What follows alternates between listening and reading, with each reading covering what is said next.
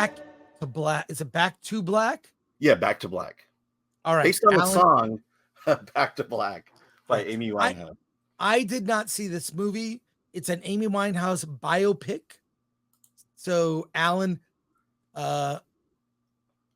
you ready? Yeah, almost. Here we go. Is it there? No. There it is. All right.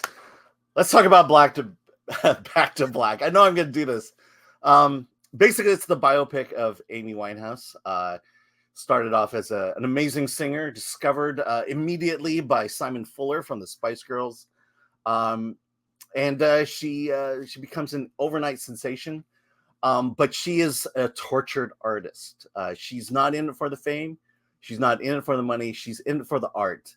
And unfortunately for Amy Winehouse, all her songs about life and death, and mostly death, and about the tragic horrors of life, she experienced it, and that's where she got her inspiration from. And if you know anything about the career and demise of Amy Winehouse, this is it. You're watching the slow deterioration of a great artist, and that is Back to Black. I will say I think Amy Winehouse fans will like it more than everyone else. This is a very dark film. It's a lot of it just has to do with the fact that you know the ending. You know that things don't work out so well for her. You go through her triumphs. You go through her drug addiction, her alcohol addiction, her toxic relationships. I think the interesting thing about this is that there's domestic abuse in here, but it's not the husband who is the abuser. It is actually her. She is the one who kind of comes off as the toxic person in all her relationships. Her father. This is okay. So I was talking to this about Atomic Lori.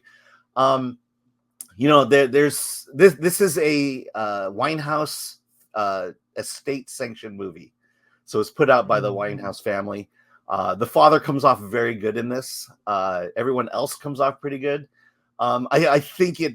I think if there is the antagonist in this movie, it is Amy herself. And so I don't know her story deeply enough to judge whether this is the father kind of making himself look good, or whether these are actual events. But this takes the side that this was kind of Amy's undoing upon herself. And so I'll say this: I've seen my fair share of biopics, and biopics are tough to pull off because it just feels like chapters in the life of a person. Here's the scene about when this happened, followed by the scene of where this happened.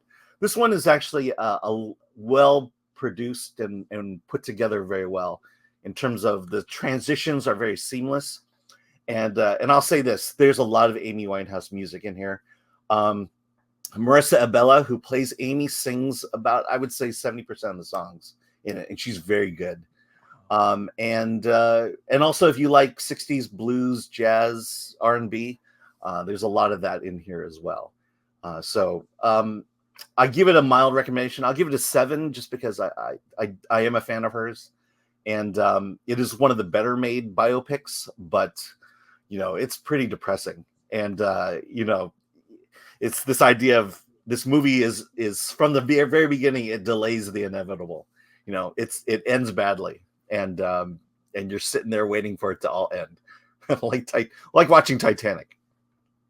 How much detail does it go into with her, end, so to speak?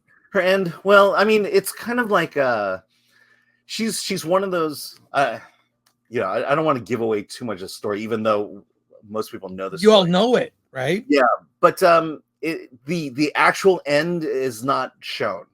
But you understand the event that led up to the end.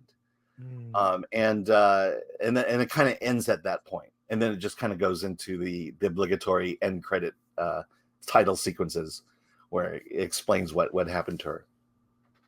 How are the performances? Because a lot of these biopics based on the Freddie Mercury one, among others, they really sort of focus on, I mean, I'll say, recreating performances that we've seen. yeah, I'll say this. I know Amy the artist. I don't necessarily know Amy the person, so I don't know if she accurately portrayed the Amy the person.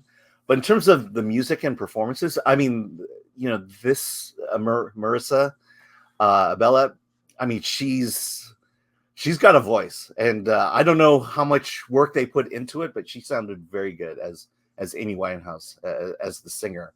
I assume it got her fairly well. From what few interviews I have seen, it seems like they got it.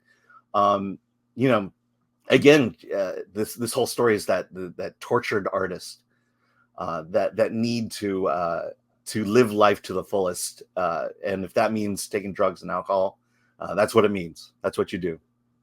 Wow. So you gave it a 7, but you seem kind of like unenthusiastic.